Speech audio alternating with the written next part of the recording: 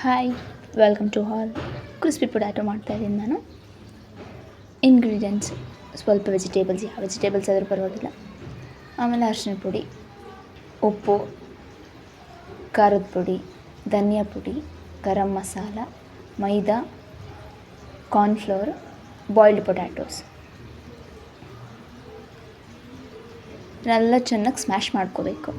Smash ಮಾಡಿದ್ಮೇಲೆ ನೀಟಾಗಿ ಯಾವ ಶೇಪಲ್ಲಿ ಬೇಕೋ ಆ ಶೇಪಲ್ಲಿ ಮಾಡ್ಕೊಬೋದು. ನಾನು ರೌಂಡ್ ಶೇಪಲ್ಲಿ ಮಾಡ್ಕೊತಾ ಇದ್ದೀನಿ.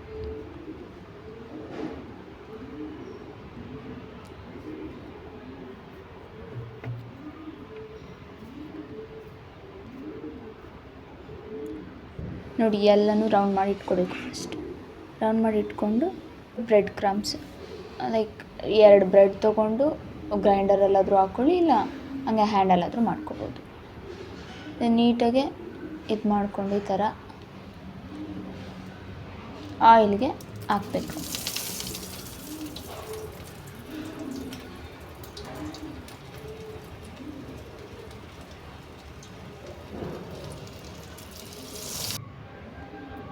ಎಲ್ಲ ಒಂದೇ ಮಾಡ್ಕೊಂಡು ಇಟ್ಕೊಂಡು ಈ ಥರ ಹಾಕ್ಕೊಳ್ಳಿ.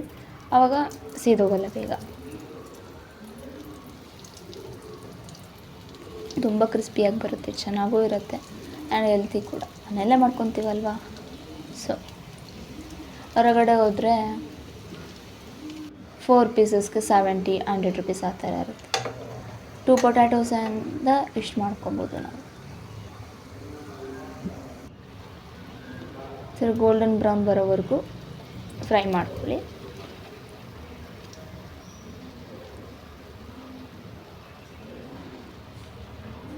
ಇಷ್ಟೇ ಕ್ರಿಸ್ಪಿ ಪೊಟ್ಯಾಟೊ ಮುಗೀತು. ಮಯೋನೈಸ್ ಕೆಚಪ್ ಜೊತೆ ಎಂಜಾಯ್ ಮಾಡಿ.